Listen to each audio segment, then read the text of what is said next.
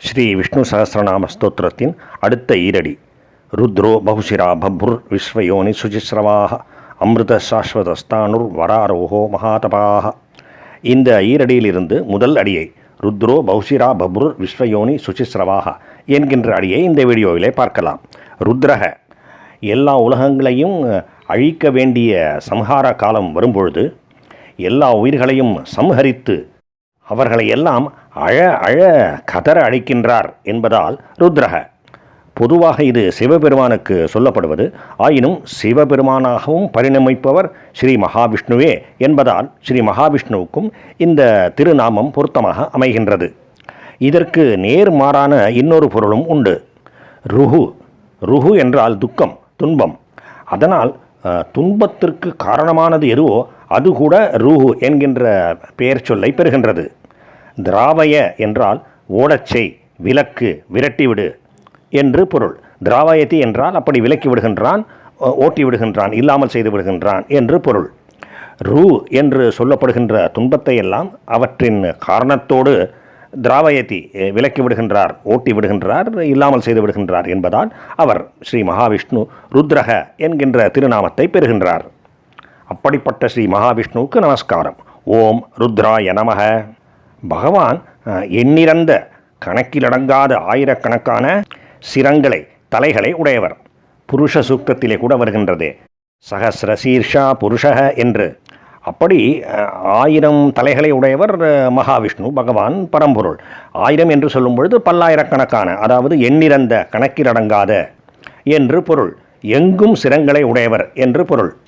அதே போல் 1000 கண்களை உடையவர் என்று நாம் சொல்லும் பொழுது எல்லா இடத்திலும் கண்களை உடையவர், அதாவது எல்லாவற்றையும் பார்ப்பவர்.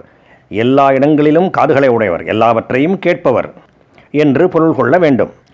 பகுசிரா என்கின்ற அடுத்த திருநாமத்திற்கு இதுதான் பொருள்.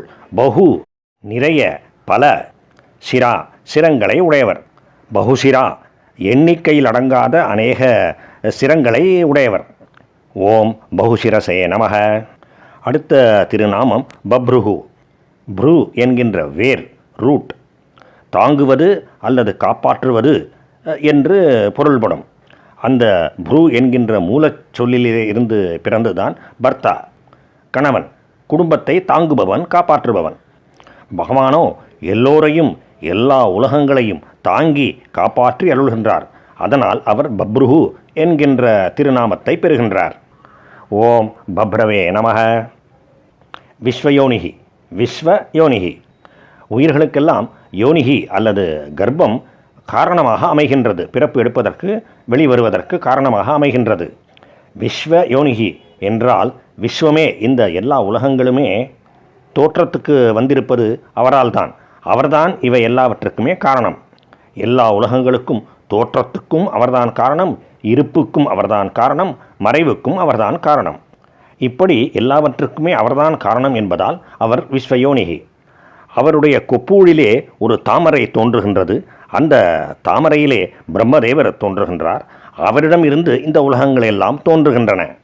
எனவே எல்லா உலகங்களுமே, எல்லோருமே அவரிடமிருந்து, மகாவிஷ்ணுவிடமிருந்து தான் வந்திருக்கின்றோம். அப்படி எல்லோருக்கும் எல்லாவற்றுக்கும் ஆதி காரணமாகிய ஸ்ரீ மகாவிஷ்ணுவுக்கு நமஸ்காரம். ஓம் விஸ்வயோனையே நமக. பகவானின் அடுத்த திருநாமம் சுசிஸ்ரவாக. சுச்சி என்கின்ற சொல் உங்களில் சிலருக்காவது தெரிந்திருக்கும். தூய்மையானது, தூய்மையானவன் என்பது அதனுடைய பொருள். அபவித்ரக பவித்ரோவா சர்வாவஸ்தாம் கதோபிவா யஸ்மரேத் புண்டரீகாக்ஷம் ச பாஹ்யாபியந்தரக சுச்சிஹி.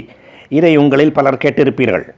ஒருவன் தூய்மையானவனாக இருந்தாலும் சரி, அப்படி இல்லாமல் இருந்தாலும் சரி, எப்படிப்பட்ட நிலைமையிலே இருந்தாலும் சரி, யார் புண்டரீகாட்சனாகிய ஸ்ரீ மகாவிஷ்ணுவை நினைக்கின்றாரோ அவர் உள்ளும் புறமும் தூய்மையானவரே, தூய்மையானவராக ஆகிவிடுகின்றார் என்பது இதன் பொருள்.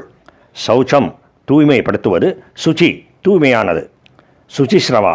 ஸ்ரவா என்றால் சிரவணம் செய்வதற்கு, கேட்பதற்கு தகுந்தவை.